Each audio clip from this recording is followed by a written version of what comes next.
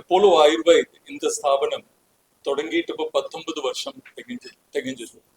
ഇപ്പോ വാനഗരത്തില് എപ്പോഴും വാനഗരം ക്യാമ്പസില് இந்த ആയുർവേദ ഹോസ്പിറ്റൽ സ്ഥാപിച്ച് நாங்க ஹையஸ்ட் குவாலிட்டி ஆயுர்வேத மெடிக்கல் கேர் നൽകപ്പോ அது கூட integrative medical கேரும் integrative medical care சொன்ன பேஷண்டோட ரோக அவஸ்தை பார்த்து என்ன உச்சிதம் இப்போ நியூரோலஜிஸ்ட் இருக்கு ஆயுர்வேதா சீனியர் டாக்டர் இருக்கு அந்த அவஸ்தையில என்ன பண்ணணும் யார் பண்ணணும் இது ரெண்டு டாக்டர்ஸ் தமிழ் பேசிட்டு என்ன உச்சிதம் அது നൽകും. இப்போ ஸ்ட்ரோக் பேஷண்ட் ஆகலாம், பார்க்கின்சன்ஸ் ஆகலாம், ரோட் டிராஃபிக் ஆக்சிடென்ட், இந்த தரத்துல என்ன ரோகம் வந்தாலும் ഈ டாக்டர்ஸ் தமிழ எலோபதி டாக்டர் சொல்லுவாரு இந்த ஸ்டேஜில் உங்களுக்கு வேணும்னா பார்க்கலாம் அவர் உங்களுக்கு ஆப்ஷன் இருக்கு. அந்த ஆப்ஷன் இப்போ சில பேஷண்ட்ஸ் அந்த ஆப்ஷன் எடுத்து சரி எனக்கு அது வேணும் அப்படி வந்தால் நாங்க அது கொடுப்போம்.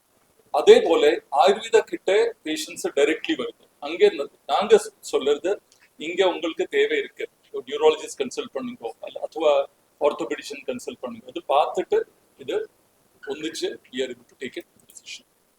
Okay, would you like to add?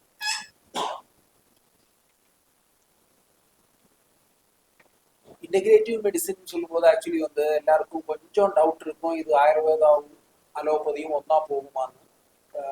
Actually ஒரு டிக்ளேராக போகலைன்னா கூட ரொம்ப நாளாக ஆயுர்வேதாவும் அலோபதியும் நிறைய இடத்துல ஒன்றா ஜாயிண்டாக தான் ஒர்க் பண்ணிட்டு இருக்கு.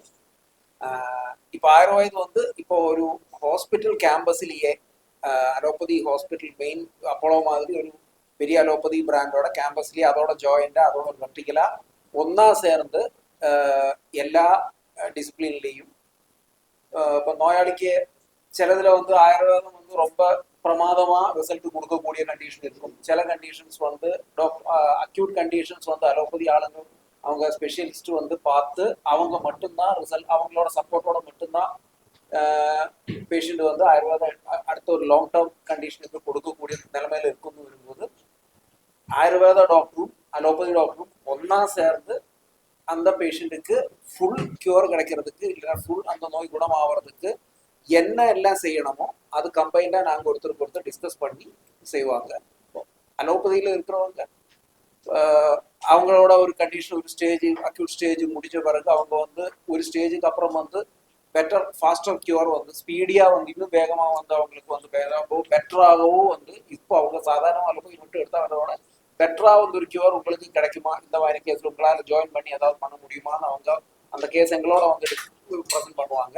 நாங்கள் ஜாயிண்டாக அந்த கன்சல்டேஷன் திருப்பி ஒரு தடவை பார்ப்பாங்க. அதுக்கப்புறம் வந்து ஆயுர்வேதத்தில் எது பண்ண முடியும், அலோபதியும் எடுத்து போயிட்டு இருக்கும் போதே ஆயுர்வேதத்தில் ஆட் ஆன் அவங்களுக்கு என்ன பண்ண முடியும், இல்லை ஆயுர்வேதம் மட்டுமா அந்த இடத்துல நாங்கள் டேக் ஓவர் பண்ணுற மாதிரி பண்ணுறதா இருந்துச்சுன்னா அது பேஷண்ட்டோட அனுமதியோட பேஷண்ட்டோட தேவைக்கு ஏற்றபடி அவங்களோட டிஸ்கஸ் பண்ணி அவங்களோட கன்சென்ட்டோட நாங்கள் வந்து ஜாயிண்டாக ஒர்க் பண்ண போகிறோம். ஸோ அதே மாதிரி ஆயுர்வேதத்துக்கு வரும்போது நாங்கள் திருப்பி ஒரு கேஸில் வந்து இப்போ ஒரு சூப்பர் ஸ்பெஷலிஸ்டோட இல்லை ஒரு சர்ஜனோட அலோபதி செக்ஷனில் வந்து ஏதாவது டயக்னோஸோ ஒரு செப்பரேட் இன்வெஸ்டிகேஷனோ தேவை அப்படின்னு வரும்போது நாங்களும் அவங்களோட ஹெல்ப் கேட்டு ஒன்றா ஜாயிண்டாக வந்து ஒர்க் பண்ண போகிறோம். ஸோ இதில் வந்து பேஷண்ட்டுக்கு வந்து ரிசல்ட் வந்து இல்லை அவங்களோட ஹெல்த் ரிக்கவரி ஸ்பீடும் அவங்களோட ரிக்கவரி ரேட்டும் வந்து சாதாரணமாக இருக்கிறதோட ரொம்ப ரொம்ப அட்வான்ஸாக ரொம்ப பெட்டராக இருக்கிறதுக்கு எல்லா வித வாய்ப்பும் உண்டு.